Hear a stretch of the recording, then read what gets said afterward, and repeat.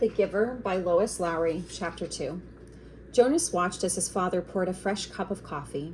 He waited. "You know," his father finally said, "every December was exciting to me when I was young.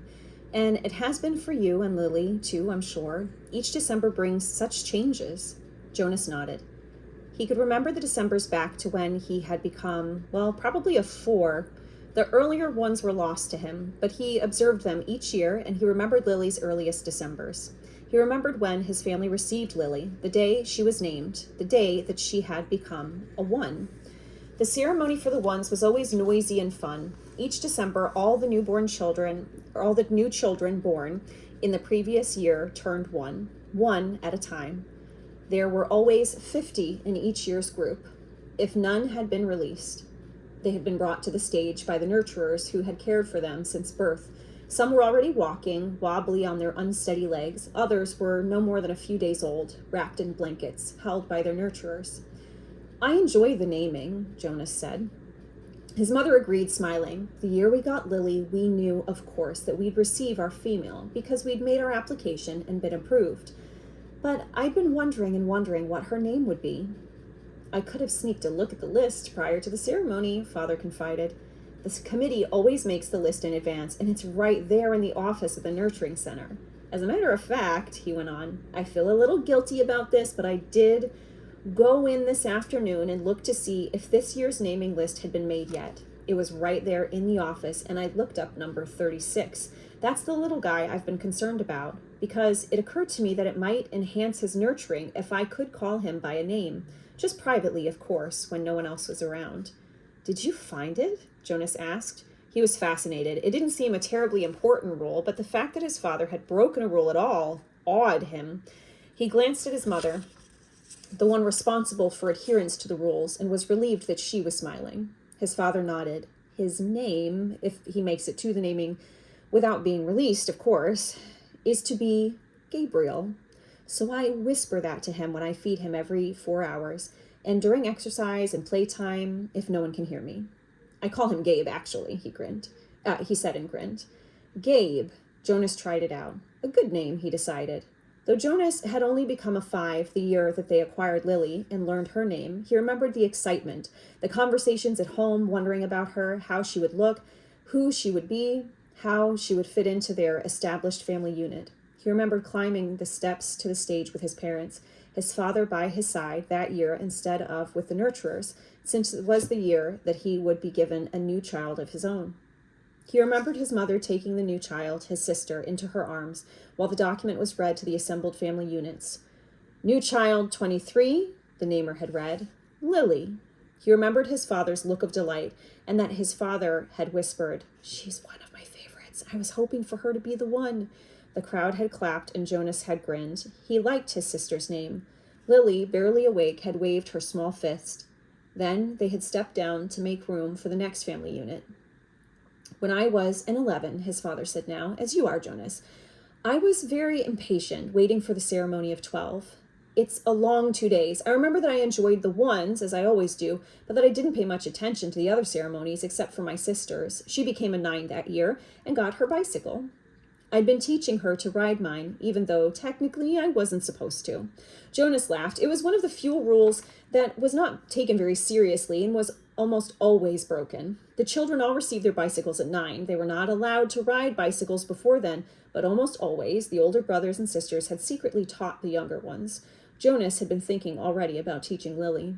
There was talk about changing the rule and giving the bicycles at an earlier age.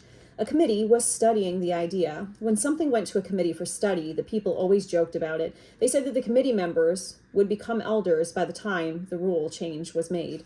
Rules were very hard to change. Sometimes, if it was a very important rule, unlike the one governing the age for bicycles, it would have to go eventually to the receiver for a decision. The receiver was the most important elder.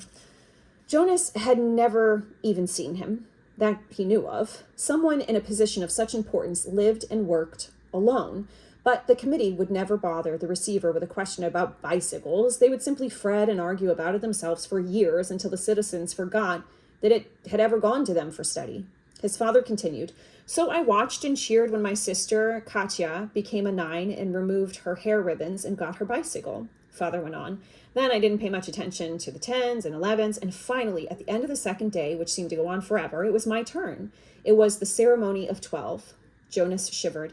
He pictured his father, who must have been a shy and quiet boy, for he was a shy and quiet man, seated with his group, waiting to be called to the stage. The ceremony of 12 was the last of the ceremonies, the most important. I remember how proud my parents looked, and my sister too. Even though she wanted to be out riding the bicycle publicly, she stopped fidgeting and was very still and attentive when my turn came. But to be honest, Jonas, his father said, for me, there was not the element of suspense that there is with your ceremony, because I was already fairly certain of what my assignment was to be. Jonas was surprised. There was no way, really, to know in advance. It was a secret selection made by the leaders of the community, the committee of elders, who took the responsibility so seriously that there were never even any jokes made about assignments. His mother seemed surprised too. How could you have known? She asked. His father smiled his gentle smile. Well, it was clear to me. And my parents later confessed that it had been obvious to them too what my aptitude was. I had always loved the new children more than anything. When my friends in my age group were holding bicycle races, or building toy vehicles or bridges with their construction sets, or all the things I do with my friends, Jonas pointed out, and his mother nodded in agreement. I always participated, of course, because as children we must experience all of those things. And I studied hard in school as you do, Jonas, but again and again during free time I found myself drawn to the new children. I spent almost all of my volunteer hours helping in the nurturing center. Of course, the elders knew that from their observation. Jonas nodded. During the past year, he had been aware of the increasing level of observation.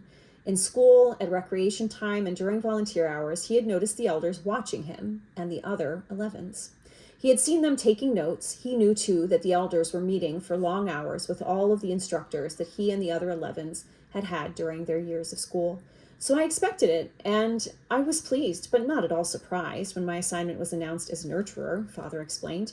Did everyone applaud even though they weren't surprised? Jonas asked. Oh, of course. They were happy for me that my assignment was what I wanted most. I felt very fortunate, his father smiled.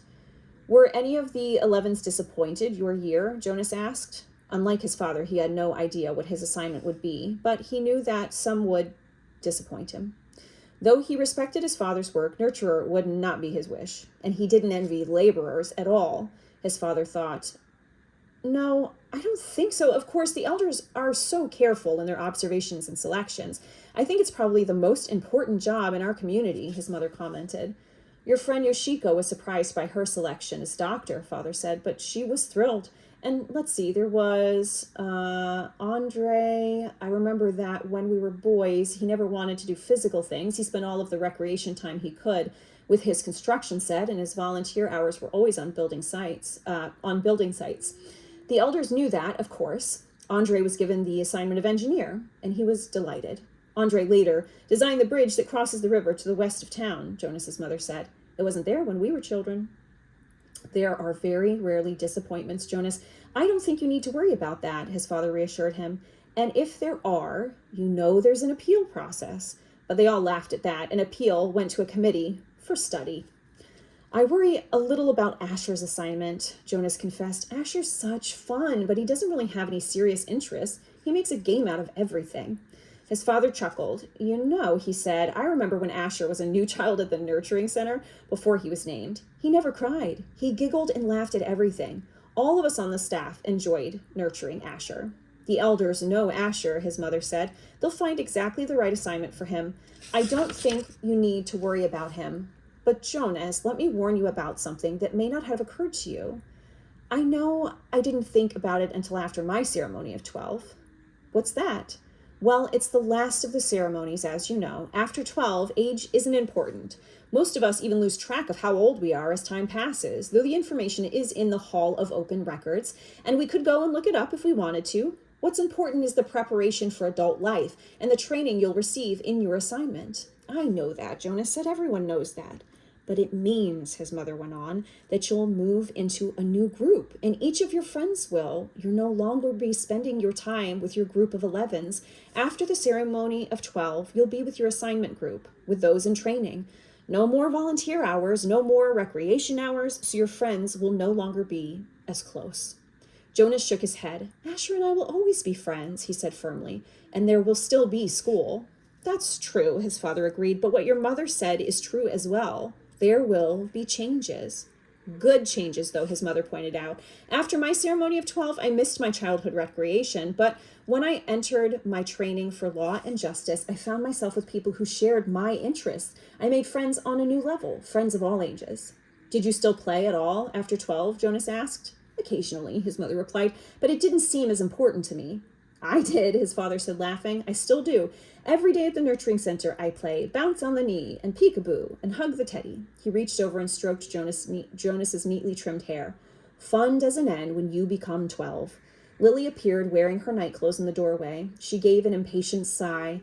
This certainly is a very long private conversation, she said, and there are certain people waiting for their comfort object.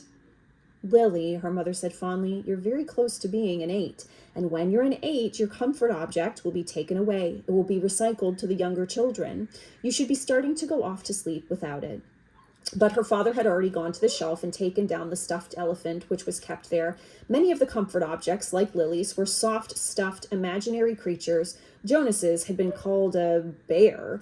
Here you are, Lily Billy, he said. I'll come help you remove your hair ribbons. Jonas and his mother rolled their eyes, yet they watched affectionately as Lily and her father headed to her sleeping room with the stuffed elephant that had been given to her as her comfort object when she was born. His mother moved to her big desk and opened her briefcase. Her work never seemed to end. Even when she was at home in the evening, Jonas went to his own desk and began to sort through his school papers for the evening's assignment, but his mind was still on December and the coming ceremony. Though he had been reassured by the talk with his parents, he hadn't the slightest idea what assignment the elders would be selecting for his future, or how he might feel about it when the day came.